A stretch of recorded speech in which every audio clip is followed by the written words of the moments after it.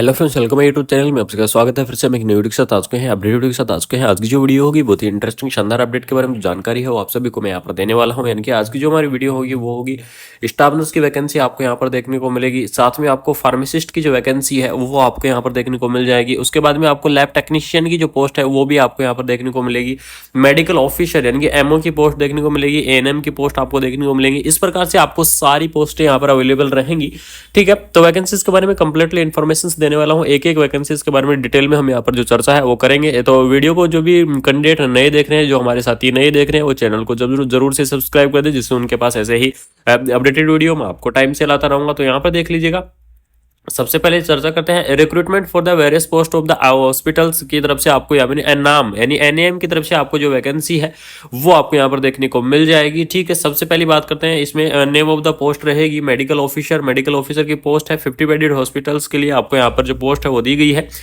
3 आपकी पोस्ट रहने वाली है, जिसके अंदर बीएचएमएस कैंडिडेट इस वैकेंसी को अप्लाई कर पाएंगे। साथ में अगर एमबीबीएस कैंडिडेट है तो वो भी इस वैकेंसी को अप्लाई कर सकते हैं। सैलरी की अगर मैं यहाँ पर डिस्कस करूँ तो 32,000 पर मंथ के हिसाब से जो सैलरी है वो आपको यहाँ पर देखने को मिल जाएगी। ठीक है, उसके बाद में देख लीजिए नर्सिंग इंचार्ज की जो पोस्ट है वो भी आपको यहाँ पर दी गई है। और नर्सिंग इंचार्ज के लिए आपको देख लीजिए बीएससी नर्सिंग रिकॉग्नाइज इंस्टीट्यूट, यानी कि आपके पास क्या होना चाहिए, अगर किसी कैंडिडेट ने बीएससी नर्सिंग कर रखी है तो वो कैंडिडेट क्या कर पाएंगे, इस वैकेंसीज को अप्लाई कर पाएंगे। एक्सपीरियंस की अगर मैं यहाँ पर एज लिमिट के बारे में बात करूँ तो 32, ठीक है, 32 इसकी क्या है, मैक्सिमम एज लिमिट है। यानी कि 32 साल तक के कैंडिडेट इस वैकेंसीज को आप क्या कर सकते हैं, अप्लाई कर सकते हैं। सैलरी इसकी देख लीजिए 28,000 पर मंथ के हिसाब से जो सैलरी है वो आपको यहाँ पर देखने को मिलेगी। उसके बाद में नर्सिंग स्टाफ की हम यहाँ पर जो चर्चा है वो करने वाले हैं। यानी कि नर्सिंग ऑफिसर की वैकेंसीज की अगर मैं यहाँ पर बात करूँ तो यहाँ पर देख लीजिए नर्सिंग ऑफिसर की जो पोस्ट है वो आपको यहाँ पर दी गई है, जिसके अंदर कौन कौन कैंडिडेट अप्लाई कर पाएंगे, बीएससी नर्सिंग कैंडिडेट अप्लाई कर पाएंगे, जेएनएम कैंडिडेट अप्लाई कर पाएंगे। ठीक है, लेकिन जो बीएससी नर्सिंग और जीएनएम कैंडिडेट इस वैकेंसीज को अप्लाई कर सकते हैं। बीएससी नर्सिंग वालों के पास यहाँ पर 1 ईयर का एक्सपीरियंस मांगा गया है, जीएनएम वालों के पास यहाँ पर 2 ईयर का एक्सपीरियंस मांगा गया है। ठीक है,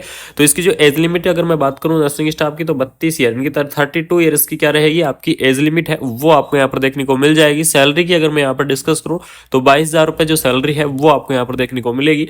उसके बाद में देख लीजिए मिडवाइफ यानी कि एएनएम की जो पोस्ट है वो भी आपको यहाँ पर दी गई है, जिसके अंदर एएनएम कोर्स जिन कैंडिडेटों ने कर रखा है वो कैंडिडेट इस वैकेंसीज को अप्लाई कर पाएंगे। यहाँ पर देख लीजिएगा 13,000 रुपये पर मंथ के हिसाब से जो सैलरी है वो आपको यहाँ पर देखने को मिलेगी। मिडवाइफ के लिए आपके पास क्या होना चाहिए, एएनएम जो कोर्स है वो आपके पास कंप्लीट होना चाहिए। इसकी भी जो एज लिमिट आपको दी गई है 32 ईयर, इसकी जो एज लिमिट है वो आपको यहाँ पर अवेलेबल कराई गई है।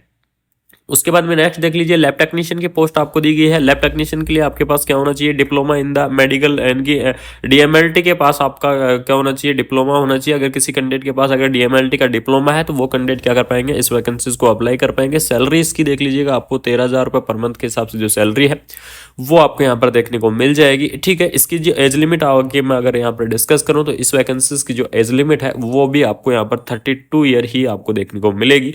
यानी कि 32 साल के जो कैंडिडेट है वो इस वैकेंसीज को अप्लाई कर सकते हैं। उसके बाद में देख लीजिए फार्मासिस्ट की पोस्ट है वो भी आपको यहाँ पर दी गई है।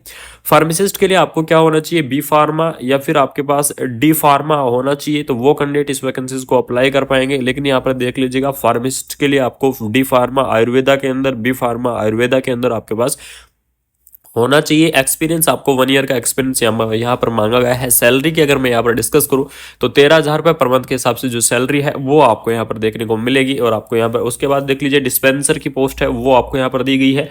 इसी के साथ साथ आपको डीओ की पोस्ट दी गई है, रजिस्ट्रेशन क्लर्क की पोस्ट दी गई है। ठीक है, स्टोर कीपर की पोस्ट दी गई है।